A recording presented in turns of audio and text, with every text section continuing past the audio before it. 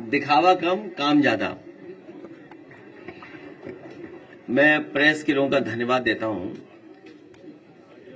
कि आज फिर हम और आप लोग बैठ करके बातचीत कर रहे हैं। पिछली बार जब मैं सैफई में था और उस दिन हम लोगों ने तय किया था कि 22 नवंबर 2026 को आज ही के दिन अगले वर्ष नेताजी का जो सैफई में मेमोरियल बन रहा है, जब पूरा बन जाएगा तो उसका उसी दिन उद्घाटन करेंगे हम लोग। आज फिर मैं बात आज उनके जन्मदिन पे जब हम सब समाजवादी लोग याद कर रहे हैं कि 22 नवंबर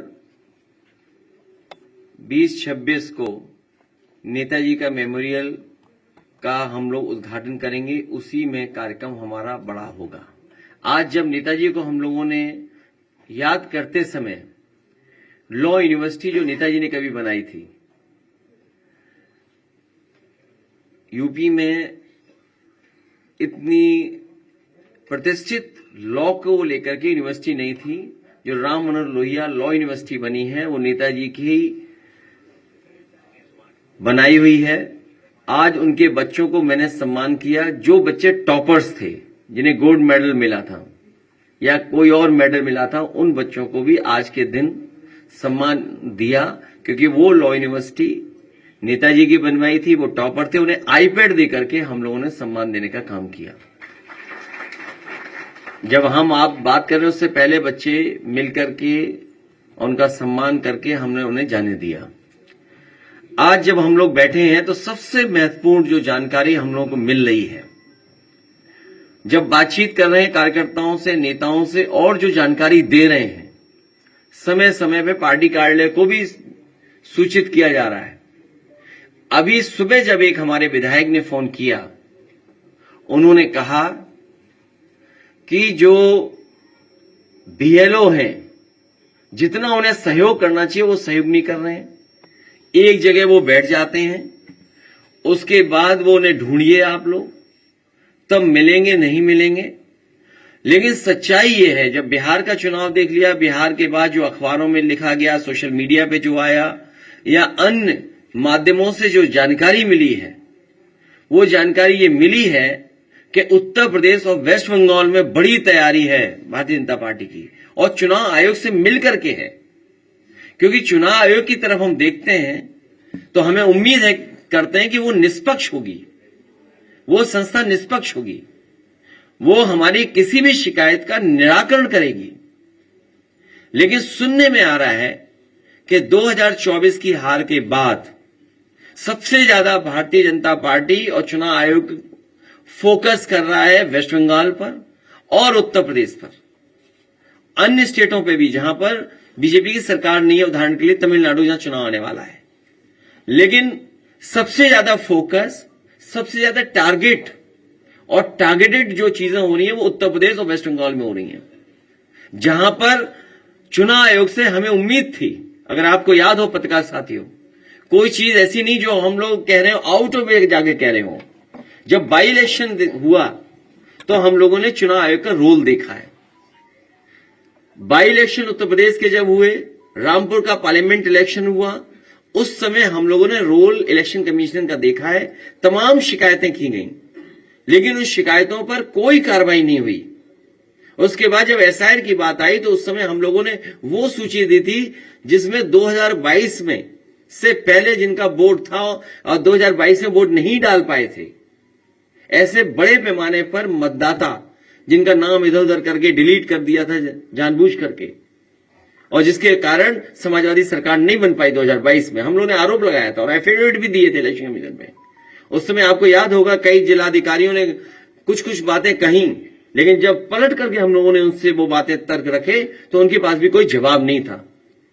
इसलिए जो तैयारी है, सबसे महत्वपूर्ण बात यह है कि भारतीय जनता पार्टी, उनकी सरकार, उनके अधिकारी और चुनाव आयोग मिलकर के ये तैयारी कर रहे हैं कि 2024 में जिन विधानसभाओं में समाजवादी पार्टी जीती है, इंडिया गठबंधन जीता है, उन विधानसभाओं में 50,000 से ज्यादा वोट काट दिया जाए एसआईआर के बहाने। यही यूपी में हो रहा है, यही वेस्ट बंगाल में तैयारी चल रही है। तो इसलिए हम लोग सावधान हैं। हम पॉलिटिकल लेवल पर, अपनी पार्टी के स्तर पर सभी कार्यकर्ताओं को आपके माध्यम से, अपने संगठन के लोगों को आपके माध्यम से ये अपील भी करते हैं कि पूरी जिम्मेदारी के साथ ये अपनी वोटर लिस्ट ठीक करें। जो वोट है, जो बनना चाहिए वो बनवाएं, बीएलओ से मिलकर के करें, और जहां कहीं नाकामी या जिस तरह की शिकायत मिले वो पार्टी कार्यालय तक जरूर पहुंचें। इधर जो शिकायतें मिली हैं, हम बड़े पैमाने पर शिकायतें हैं, मैं श्रीवास्तव जी जो ऑफिस में देख रहे हैं, मैं उनसे कहूंगा कि वो जरूर ब्रीफ करें। उससे पहले कोई एक अधिकारी है एसडीएम, उनकी रिकॉर्डिंग भी हमारे पास, कोई है रिकॉर्डिंग एसडीएम साहब वाली, एक एसडीएम साहब की रिकॉर्डिंग है। देखिए क्या कह रहे हैं, मतलब किस लेवल पे तैयारी है कन्नौज में। कन्नौज तो वो रहा है ना, हमारी राजधानी, देश की राजधानी रही है कन्नौज। सम्राट हर्षवर्धन महादानी, जिन्होंने कुंभ को आयोजन का शुरू किया था, तो जो सम्राट हर्षवर्धन की प्रतिमा हटा सकते हैं कुंभ स्थान से, वो वोट क्यों नहीं हटाएंगे? वो वोट हटाने में लगे हुए हैं, और कन्नौज भी टारगेट में आ गया है।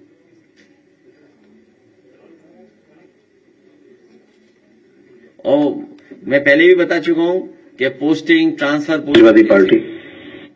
हाँ चलाइए इस मैडम, एक ये शिकायत आ रही है कुछ बूथों पे, जो एफआईआर फॉर्म है जिनका 2003 में नाम है, उनको भी सी कैटेगरी में फीड कर रहे हैं, अपलोड कर रहे हैं बीएलओ। जो जी इसके लिए हम एक्चुअली एक मीटिंग भी करना चाह रहे थे जी ऑफिस में। इसमें दरअसल बात ये है, अगर आपके हो कोई और कार्यकर्ता वगैरह तो उनको बोलिएगा, उनको भी अगर ये डाउट हो तो ऑफिस में आके मिल लें, इलेक्शन ऑफिस में। इसमें दरअसल बात ये है कि जो मैपिंग होती है ना, मैपिंग जी 2003 और 2025 की, ये 2 इलेक्टोरल रोल्स है जी, एक 3 का एक 25 का जी। अब चुनाव आयोग की तरफ से कुछ जिले ऐसे हैं, 18 जिले, जिनकी 2003 और 2025 की मतदाता सूची की मैपिंग ऐप के ऊपर, जो कि चुनाव आयोग ने बनाई है, उसमें नहीं हुई है। ठीक है। हमारा जनपद उन 18 जनपदों में से एक है जी। तो अब जैसे ही जो हम वो गणना प्रपत्र को फीड करते हैं ऐप के ऊपर जी, तो अब गणना प्रपत्र में तो 2003 का डाटा दिया हुआ है, तो हम उसको ए या बी कैटेगरी में डालेंगे जी। तो जैसे हम उसमें डालते हैं, वो बोलता है नो डाटा फाउंड। अच्छा, नो डाटा फाउंड डालता है तो उसका मतलब ये कि हम उसको भर ही नहीं सकते ए और बी में।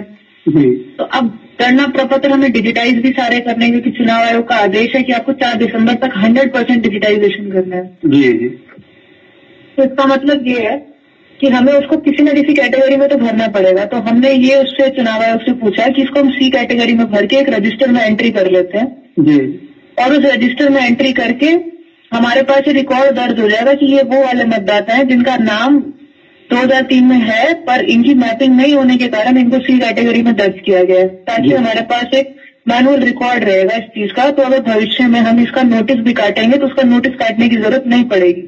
हाँ, यही कंफ्यूजन था कि जब ड्राफ्ट रोल आ जाएगा उसके बाद जब आप नोटिस देंगे तो फिर इनको भी नोटिस जाएगा अगर सीट कैटेगरी। हाँ, तो इसलिए हम उनकी एंट्री रजिस्टर के अंदर कर रहे हैं। रजिस्टर के अंदर एंट्री करने का मतलब है कि हम उसको उसके अंदर फीड करके रखेंगे, तो फिर उनकी नोटिस नहीं जाएगी।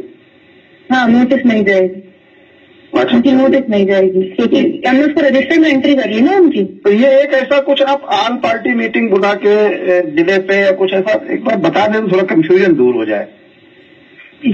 हमने तहसील में तो बोला था अपनी एक मीटिंग बुलाई ली जाए जी, इतना कर ली जाए, कराते हैं इस चीज को। और जी जी, ठीक है मैडम। ठीक है।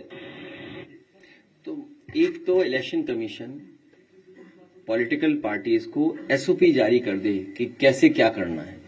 हालांकि नियम बनाए हैं, फॉर्म है, लेकिन फिर भी एक एसओपी जारी करें। और दूसरा, बीजेपी को पता है कि कब शादियां ज्यादा होती हैं, उसी समय ऐसा करा रहे हैं। इस समय वो है, सब बारातें शादियों में हैं। बताइए कितनी बारातें शादियां हैं, कार्ड हम देंगे, इतने कार्ड आते हैं हमें। और इसी समय जानबूझ के किया जिससे कि यूपी में वोट कट जाए। तो हमारी मांग ये है कि एसओपी के साथ साथ एसआईआर के लिए समय बढ़ाया जाए कि यूपी सबसे बड़ी स्टेट है, सबसे इंपॉर्टेंट स्टेट है, पॉलिटिकल इंपॉर्टेंट स्टेट है, और यही स्टेट है जो प्रधानमंत्री बनाता है, यही स्टेट है जहां प्रधानमंत्री जी हैं और अधिकारी किसी और के कंट्रोल में हैं। तो समझ लीजिए अधिकारी क्या करेंगे हमें। इसलिए हमारी मांग है कि एसआईआर का समय उत्तर प्रदेश में और बढ़ाया जाए। अभी चुनाव को समय है, बहुत दूर है चुनाव अभी, हालांकि दिन ज्यादा नहीं है। चैट जीपीटी पे पूछे तो दिन कितने हैं, कोई पूछ के बताया हमें, कोई पूछ के बता दो। 415 दिन, 414 हो गए या एक दिन चला गया। तो आप सोचिए सितंबर में प्रचार शुरू होगा तो दिन कितने बचे हैं। इसलिए हम चाहते हैं समय बढ़ाया जाए जिससे कि यहां की वोटर लिस्ट ठीक बनाई जा सके। और ये जो साजिश है कि हर विधानसभा में उत्तर प्रदेश में, वेस्ट बंगाल में 50,000 से ज्यादा वोट काटे जाए, इस साजिश को नाकाम करने के लिए समाजवादी पार्टी और हम सब लोग तैयार हैं और मेहनत करेंगे। और हमें उम्मीद है कि प्रेस के लोग भी हमारा सहयोग करेंगे। लोकतंत्र को बचाने के लिए, संविधान को बचाने के लिए, देश को और मजबूत बने इसका लोकतंत्र, उसके लिए आप भी हमारा सहयोग करें। और जहां बीएलओ को ट्रेनिंग मिलनी चाहिए थी, बीएलओ को ट्रेनिंग भी नहीं मिली और फिर बीएलओ पे दबाव बनाया जा रहा है। अब बीएलओ खुद परेशान है, बीएलओ बड़े पैमाने पे परेशान है कि करें क्या। ट्रेनिंग नहीं होना, उनका पूरी तैयारी से नहीं काम करना, और उन पे अब क्योंकि दबाव बन गया है, दबाव बनाया जा रहा है और जैसे जैसे टाइम कम बचेगा तो दबाव और बढ़ेगा। क्योंकि जब आप डेटा दिखाते हैं इलेक्शन कमीशन तो 99.48% आप डिस्ट्रीब्यूट कर चुके हो फॉर्म। तो इसका मतलब डेटा में फिर हेराफेरी कर देंगे लोग और कह देंगे यूपी में बन गया वोट सबका या नहीं वोट है और नहीं वोट बना है, और जो उन्हें अपना करना है खेल, जो डकैती, वो अपना कर लेंगे, 50,000 से ऊपर वोट काट देंगे। तो अब जब जनता में हारने लगे, मुद्दों में हारने लगे, विकास किया नहीं है, तो नया तरीका निकाला एसआईआर। कौन सा विकास कर दिया इन्होंने, अस्पताल बर्बाद कर दिए, महंगाई बढ़ा दी, बिजली का बिल ज्यादा देना पड़ रहा है, दवाइयां फर्जी आ रही हैं, खांसी की दवा लेना मत, मौसम ऐसा है कि खांसी हो जाती है। अब समझ लो खांसी वाली दवाई में क्या दिक्कत है, आप जानते हो।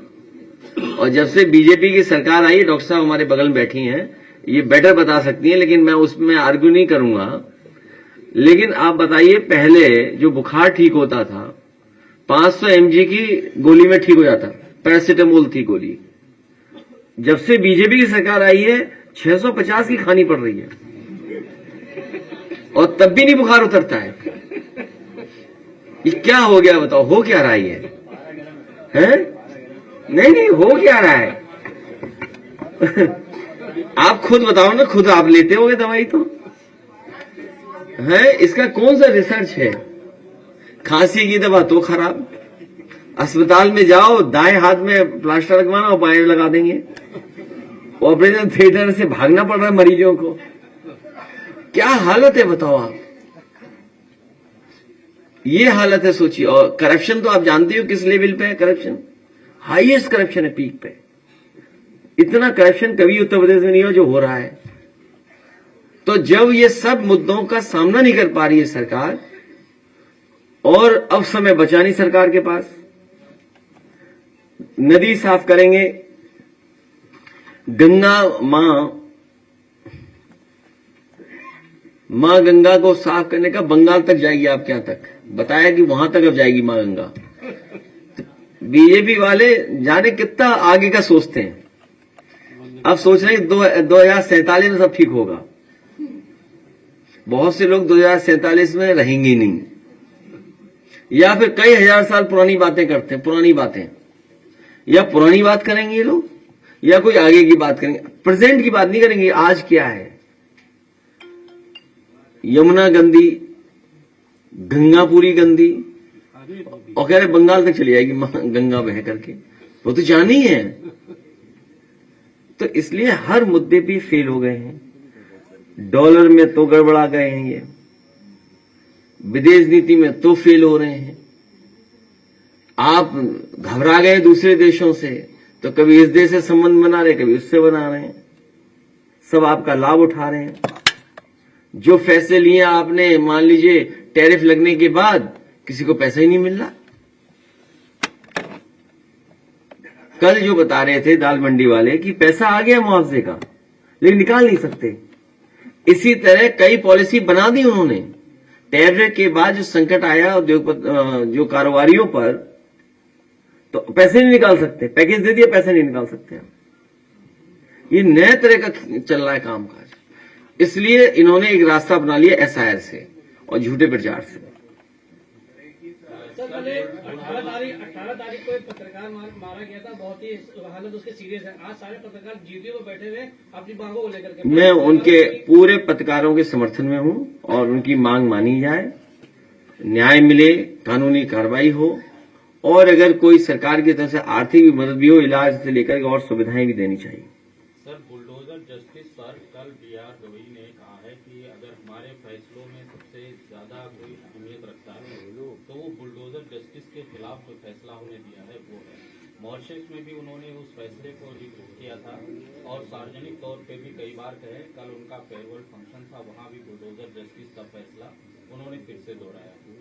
उत्तर प्रदेश में कई जगह बुलडोजर चलते हैं। उन्होंने कहा कि अगर किसी ने अपराध किया है तो उसके माता पिता को रहने का हक क्यों छीना जाता है, क्यों घर में गया?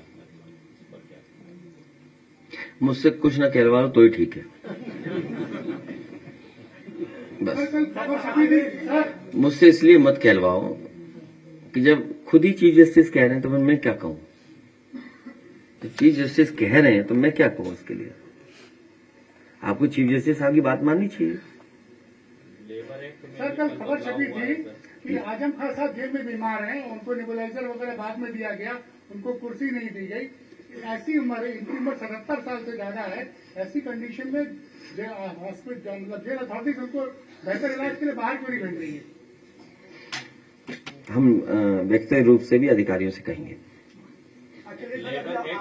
व्यक्तिगत रूप से भी कहेंगे, और हमेशा इस तरह का होता है तो हम लोग कहते हैं। अखिलेश जी, अभी आपने कन्नौज के एसडीएम की घटना का जिक्र किया। मेरे संज्ञान में आया, कल मेरी बात हो रही थी।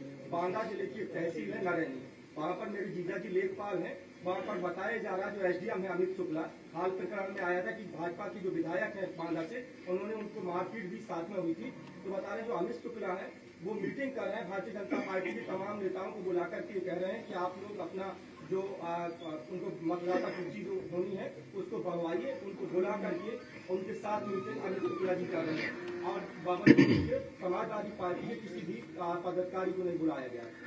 ये हमारे पत्रकार साथी जो जानकारी दे रहे हैं, इसी तरह की जानकारी मिल रही है, और समय समय पर हम लोगों ने आपके माध्यम से कहा है कि सरकार के अधिकारी भी भारतीय जनता पार्टी के पदाधिकारी बन गए हैं और पदाधिकारी की तरह काम कर रहे हैं। हमारे एक पत्रकार, बहुत जागरूक पत्रकार जो आगे बैठे हैं, उन्होंने अभी चीफ जस्टिस ऑफ इंडिया के बारे में कहा कि वो समय समय पर बुलडोजर का जो तरीका है, बुलडोजर संस्कृति के खिलाफ है।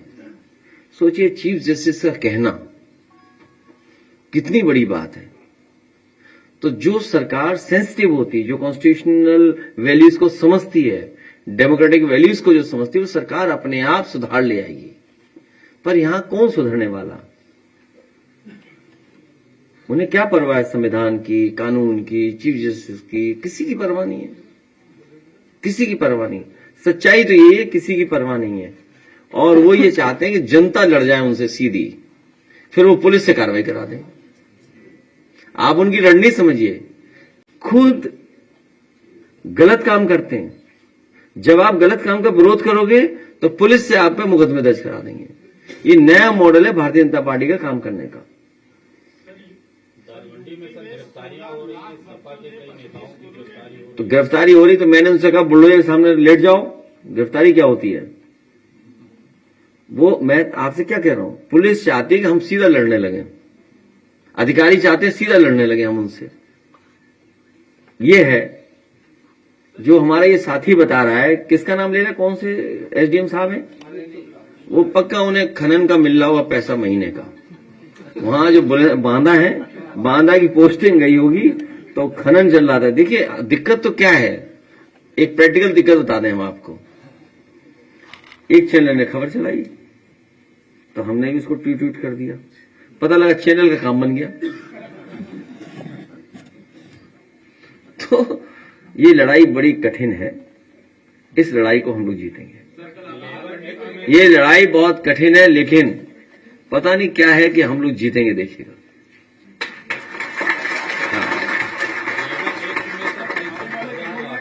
ऐसा संशोधन है, कोविड के बाद आपका भी वेतन नहीं बढ़ा है।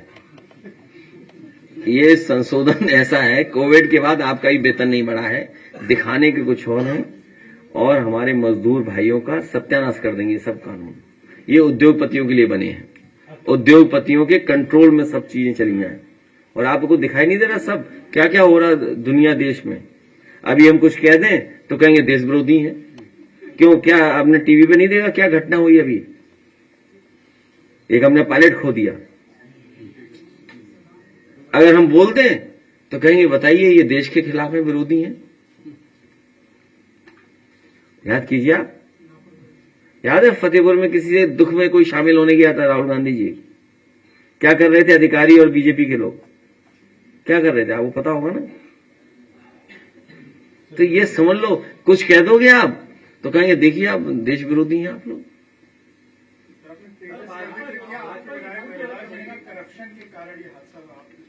अब विधायक को हमारी ज्यादा जानकारी होगी, उन्हें तुम्ही ने बताया होगा, तुम भी लखनऊ रहते हो। रविदास जी से बात तो नहीं की थी तुमने?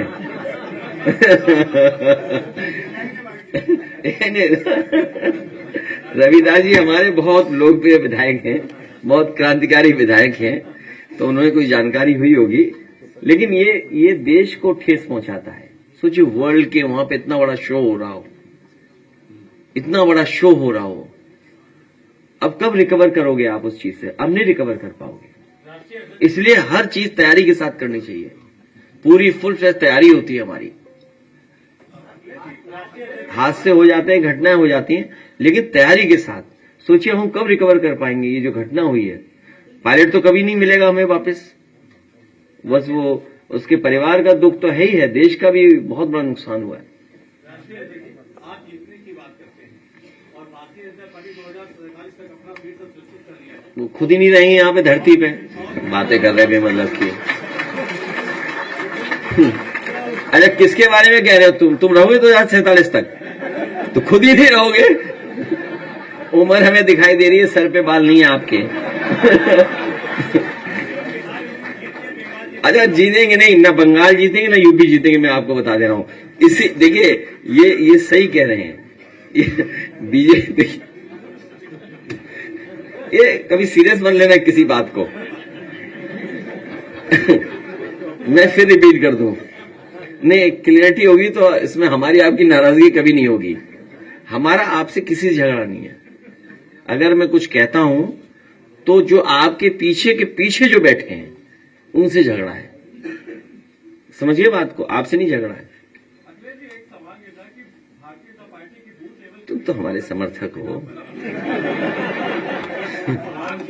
नहीं, ये जो साथी कह रहे हैं सही कह रहे हैं कि बीजेपी 47 की बात कर रही है, अपना मैनिफेस्टो खुद नहीं पढ़ते वो लोग। दुख इस बात का है कि जो मैनिफेस्टो वो बनाते हैं एक इलेक्शन के लिए, वो खुद ही नहीं पढ़ते उसको। तो एक काम करें ना भारतीय जनता पार्टी, 2047 क्यों, 100 साल और जोड़ दो। हम भी अपना एक मैनिफेस्टो जारी कर देंगे 100 साल बाद वाला, उससे क्या फर्क पड़ता है? अगली पीढ़ी देखेगी, समझेगी। तो क्या हुआ 2047 का मतलब, फिर हमें अगर 100 साल और आगे बढ़ाना तो क्या है? 2147 का समाजवादी पार्टी अपना मैनिफेस्टो जारी करेगी। बीजेपी से सीख करके 2147 का हम लोग भी विजन डॉक्यूमेंट जारी करेंगे। और किसी साधु संत से और अच्छी राय लेकर के उसके और 100 साल बाद वाला भी जारी कर देंगे। किस शांति रखो, तुम्हें बेमतलब में बैठा लिया हमने। ये टिकट मांगने आई हैं, विधानसभा बिल्कुल लखनऊ के पास ही है, वहां एसआईआर कराई जाएगी ना, टिकट नहीं मिलेगी। टिकट नहीं मिलेगी या लखनऊ में रहोगी तो टिकट नहीं मिल सकती।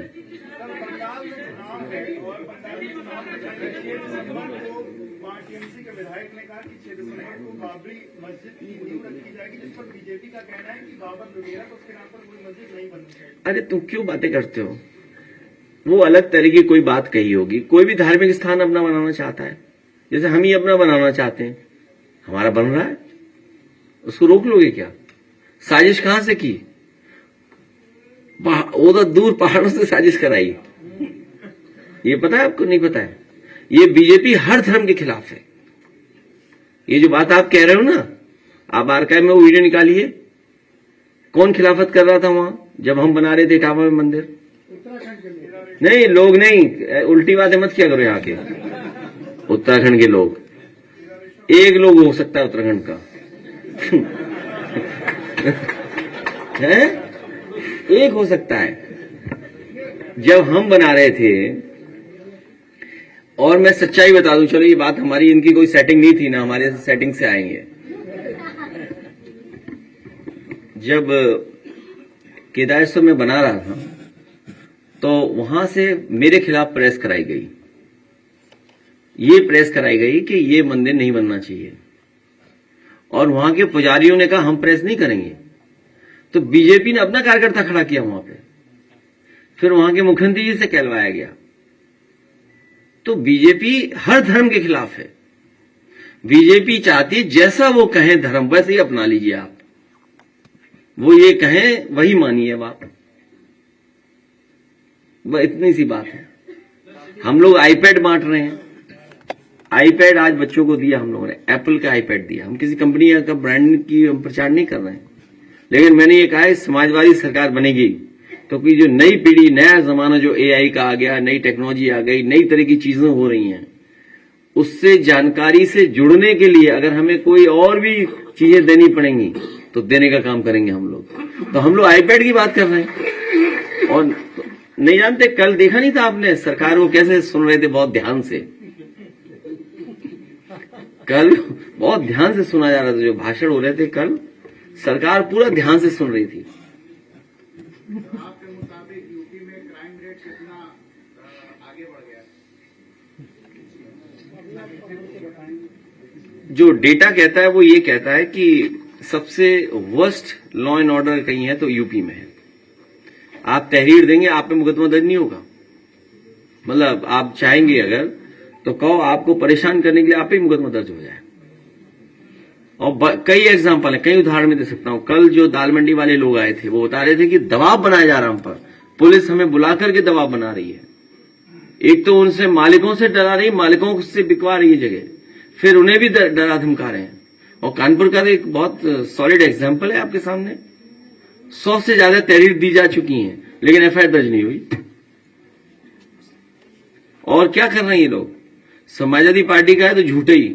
अभी एक हमारे विधायक, पूर्व विधायक पर, उन पर किसी से लिखवा दिया कि 32 हजार लूट लिए रुपए। क्या लगाया? कोई 32 हजार रुपए, बताइए। उन्हीं का कर्मचारी कभी रहा, और उसी से तहरीर दिलवा दी, और पूरे एसएसपी वगैरह घर उठा लिया उन्होंने। ये हालत है। ये चाहते हैं कि पुलिस इसी से झगड़ा कर लो, और एसएसपी से बात करिए, आईपीएस से ऊपर से दबाव है हम पे। कानपुर में आप तहरीर मिलने के बाद नहीं एफआईआर दर्ज कर रहे हैं, यहां तहरीर में तो पकड़ ले रहे हैं आपको। तो ये लॉ एंड ऑर्डर है क्या?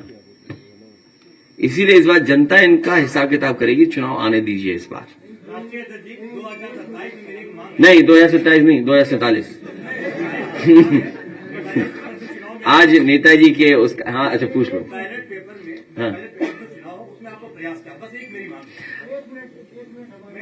हाँ, ये भी जोड़ देंगे उन्हीं से, दोनों एक ही उम्र के हो। बताओ, टोपी नहीं है तुम्हारी?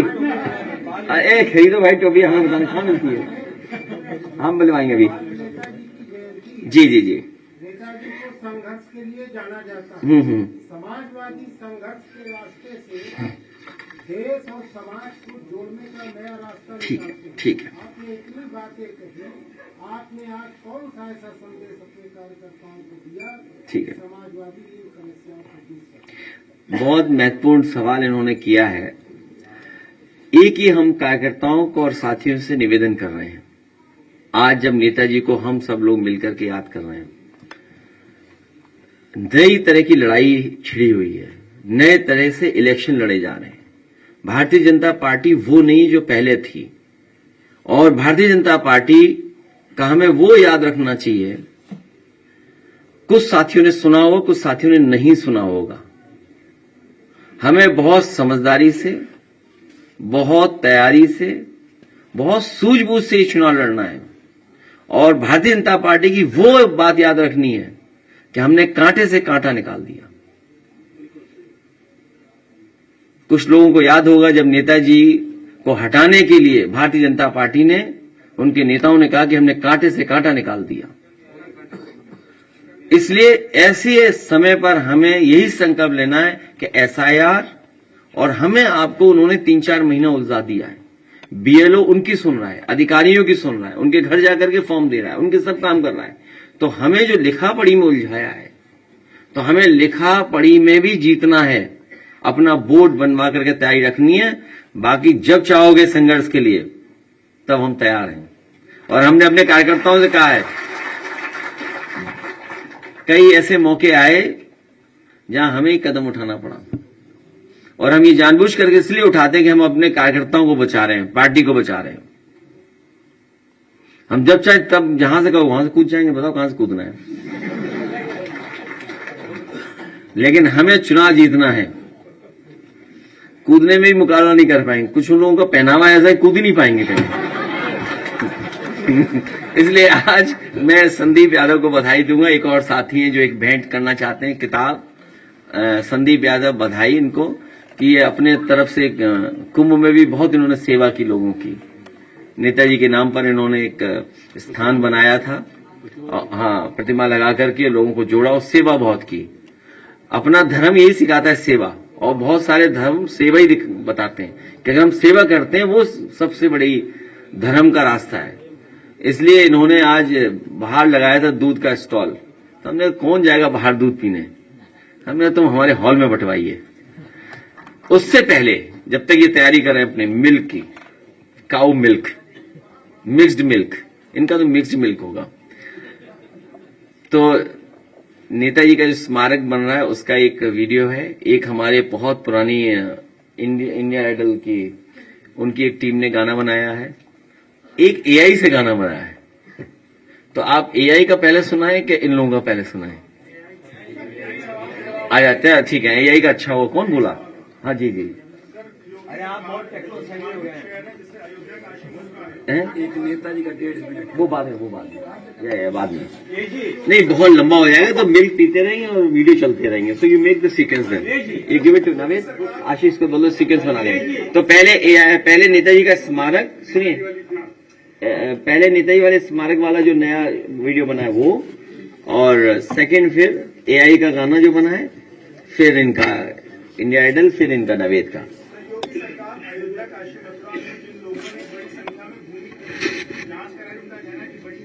सब बीजेपी वाले निकलेंगे। अरे इसमें क्या सोचना है यार?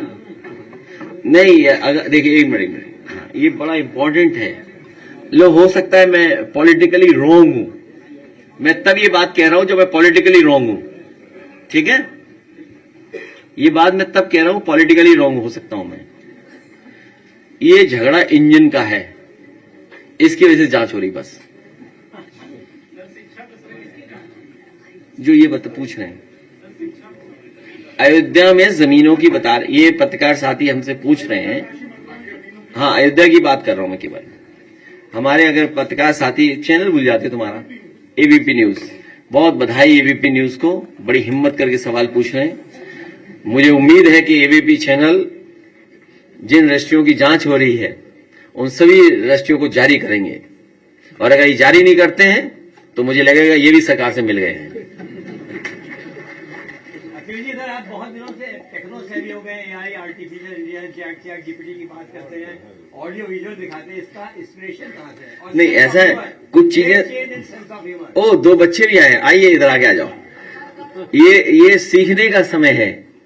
देखिए, नई चीज आए तो सीखना चाहिए। और वो कहावत ठीक है ना, गंगा गए तो गंगादास, जमुना गए तो जमुनादास। तो अगर AI आ गया तो AI पे बात करेंगे, चैट जीपीटी आई तो चैट जीपीटी से जानकारी कर लेंगे।